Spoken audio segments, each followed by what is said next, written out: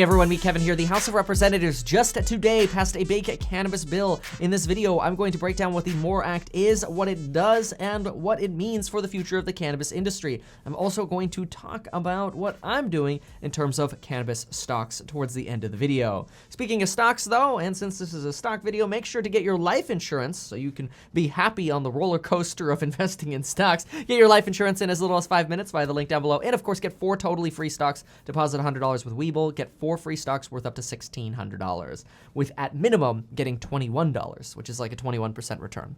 All right, folks, so huge moves today, and actually really over the last month in the cannabis stock sector. Let's go ahead and pull up some examples here. We've got Canopy Growth. That is up 34.8% in just the last 30 days, folks. If you put money into cannabis stocks over the last few months, you are not regretting it whatsoever. We've got Aurora Cannabis. That is up 73%. 73% in 30 days. These are insane returns. Then we've got Planet 13. That is up 55%. Absolutely incredible explosion in the cannabis sector. And a lot of this run-up came from the anticipation that cannabis stocks would do very well when this bill passes. Well, now the bill's passed the House of Representatives. What's going to happen now? Well, that's leaving a lot of people scratching their heads and wondering, is this going to be another 2018? In fact, in 2018, right as anticipation was growing that Democrats might be able to take control of the House again, because Republicans were in control of everything between when Trump took office and the end of 2018, when the marijuana industry thought, uh-oh, we might get Democrats in power again, this will be really good, we should ramp up and prepare for the potential of legalizing marijuana, there was so much hype in the marijuana space that look at what Aurora Cannabis stock did. Aurora Cannabis literally went from being somewhere around a $10 to $20 stock to jumping up not to $50, not to $100, but almost to $130 a share. And I mean, talk about this insane volatility that we have here. In fact, this last bump right here is right when the elections were held and Democrats ended up winning the House. But the problem is, guess what happened in the 2 years thereafter?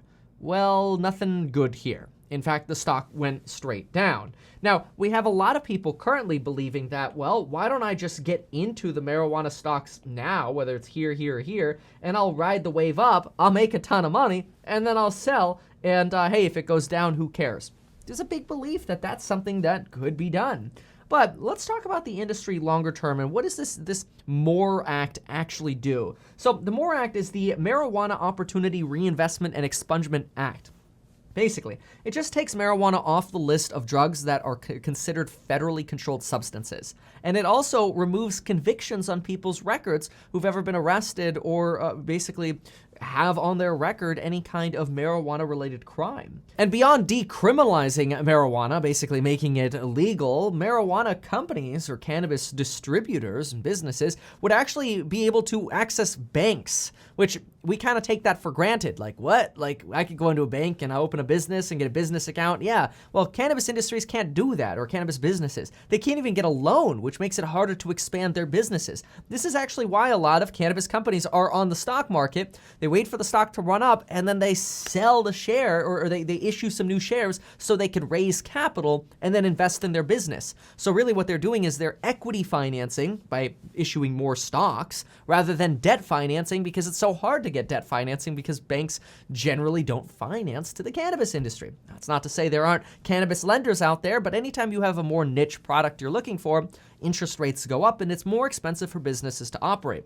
Speaking of more expensive, the taxes on the MJ are absolutely insane. In fact, let's go ahead and pull up a map here from the Tax Foundation and take a look at this map here. This is a map showing us how high marijuana taxes are in the states that have marijuana taxes. Look at this.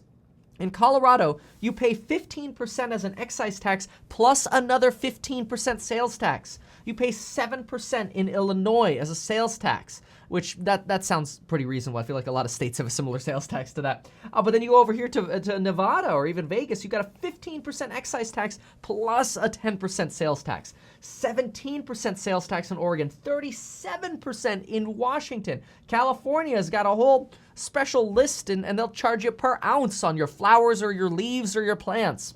Like, holy smokas. We can actually say that in this. Smokas. It's actually applicable. Sorry. But anyway, 11 states have legalized the use and possession of marijuana and recreational marijuana. But so far, only 9 of them actually have legal marketplaces. And you can see the taxes are pretty high on a lot of, these areas that actually allow this recreational marijuana. It's a great way for these states to make a lot of tax revenue. But the problem with that is, that leads to having a lower margin business. When your business has to spend a lot of money on taxes, you don't take as much to the bottom line. And this is really what we're seeing at the fundamentals of a lot of the cannabis companies, is that really what's happening is you are seeing investors make a bet on cannabis stocks that, cool, if marijuana becomes legal, these companies should do substantially better because taxes will come down, they can get loans, and they can get financing, and the stocks are going to go to the moon. Makes sense. Right now it's speculating, though, because we have no idea what Congress is going to do. But wait a minute, the House just passed this bill, the MORE Act. That would be good, right? Decriminalizing marijuana and 5% in taxes, and we're done. Yes, but the problem is the House passed it, and the Senate, not interested in passing this bill. Pretty much at all. In fact, most Republicans right now are making fun of the fact that Democrats are voting on cats and cannabis, they're calling it. That's because the House of Representatives also just passed a bill that makes it illegal to own lions or tigers. This comes at the same time as there are rumors that Donald Trump wants to pardon the Tiger King. Maybe he saw the documentary. Anyway, if this MORE Act becomes law, I totally agree with people jumping into the marijuana stocks because they're probably going to do pretty dang well. And the VP of Government Relations over at Canopy Growth, a marijuana company, says that this marijuana bill is actually a great opportunity for helping get the economy out of the COVID crash because we'll be able to create millions of new jobs.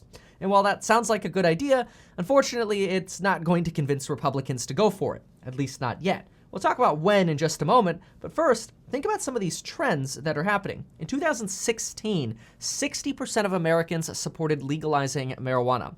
Today, 68% of Americans, according to Gallup polls, support legalizing marijuana. So the more you have marijuana in the news about getting legalized in different states, and more states are picking up these marijuana legalization programs, and you have the House of Representatives passing a bill like this saying, hey, let's just do a 5% tax and make it legal and make any criminal convictions just disappear for people who have had convictions.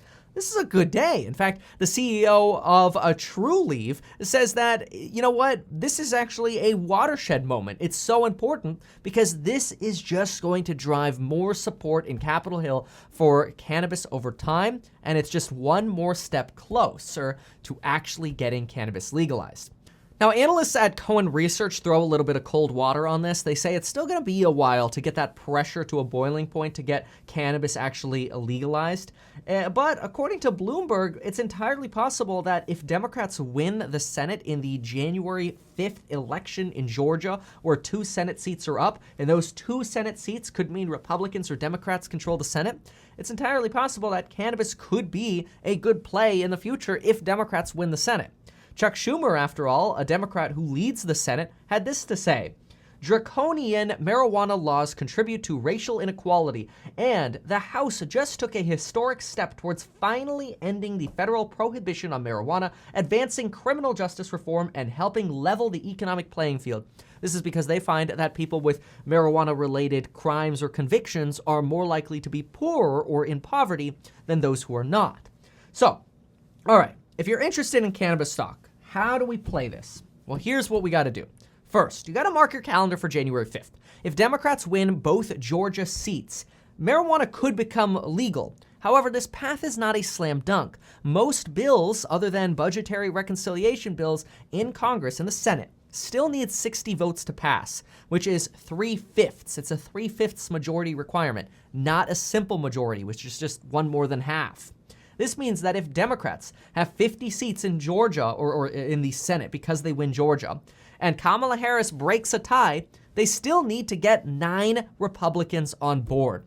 So far, most Republicans aren't having it, and only 5 Republican House members voted for the MORE Act on legalizing cannabis. So this is really split along party lines.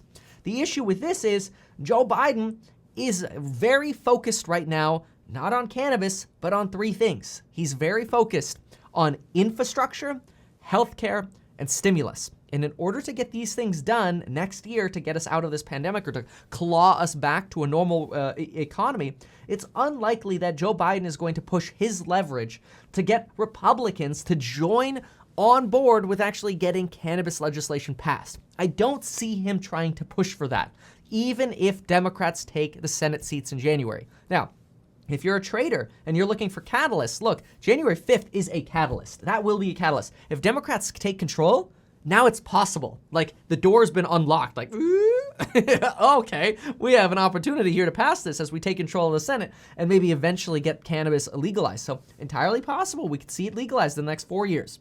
My guess, though, is that over the next 2 years, even if Democrats take control, we are unlikely to see it actually get passed, mostly because the priorities will be elsewhere. Infrastructure, healthcare, the pandemic, and relief stimulus. That's where the focus will probably be. So, now, how do we play this? All right, so we got one catalyst on the calendar, but how do we play this if we're a long-term investor?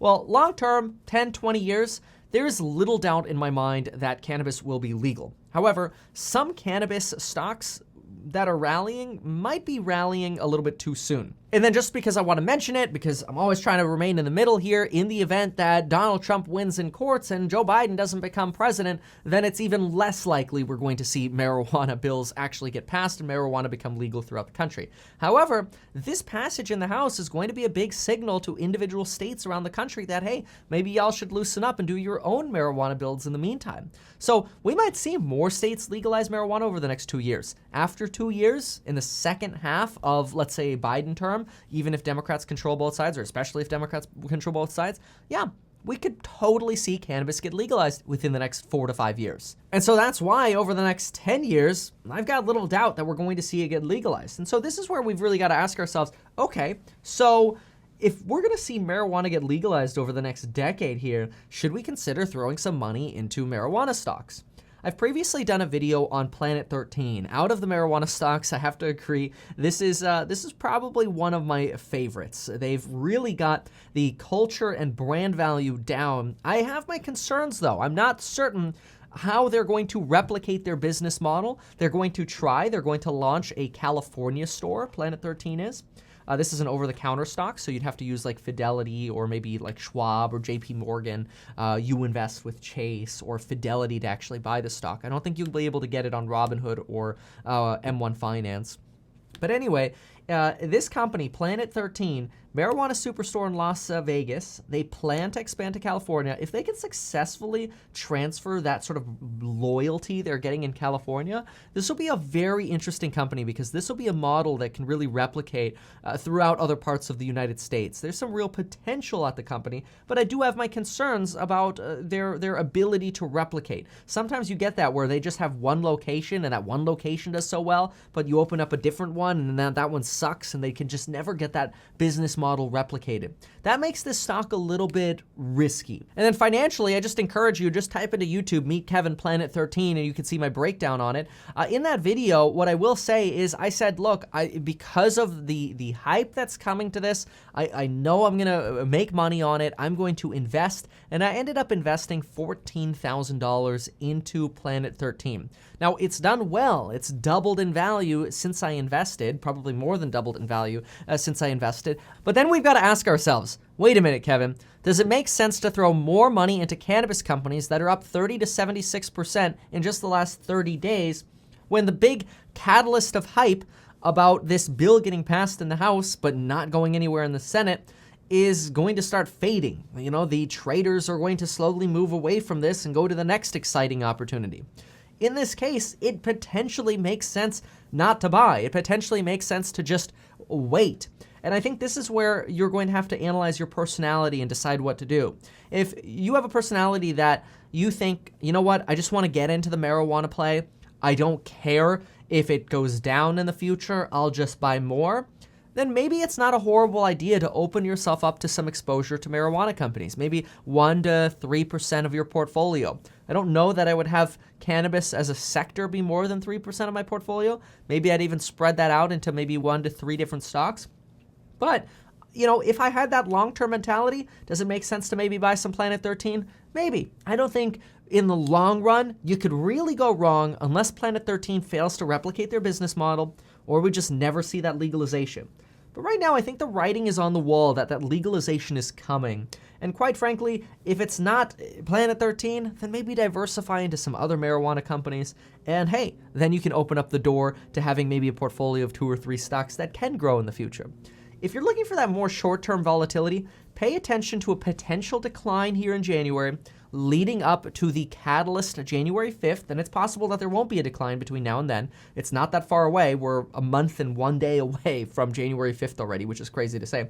So it's possible these could just continue to go vertical almost until then. And if the House takes control, it would be not surprising at all to see them continue to go vertical after that. So maybe there is an opportunity to jump in, sooner rather than later. But remember, I don't think anything's actually going to happen for the first 2 years of a potential Biden administration. I could be wrong on that, but that's my guess reading into what Congress's priorities are now and knowing how anti-cannabis Republicans are. This means it's possible that if you don't want to buy cannabis stocks now, you might have to wait until sometime next year and then buy on a dip. Cannabis is going to be very volatile. Anytime you get a stock that is so dedicated or so reliant, I should say, on the government passing a bill, you're going to see some crazy ups and downs, which those ups and downs could be some sweet opportunities. But these are some companies to look at: Aurora Cannabis, Planet 13. Planet 13 is the only one I'm invested in. Would I maybe on Monday throw a little bit more money in? Maybe. I don't know. Maybe I'll just totally forget about it and I won't. But again, the only reason to do it is because you don't want to wait for a dip and you're in it for the long run. Just be careful though. As with anything, these are potentially speculative investments here. We're betting on Congress passing this. And if they don't, a lot of things could go wrong. Well, in the meantime, thank you so very much for watching. If you found this helpful, consider sharing it. And folks, we'll see you in the next video. Make sure to get your 4 free stocks and life insurance. Links down below. Bye.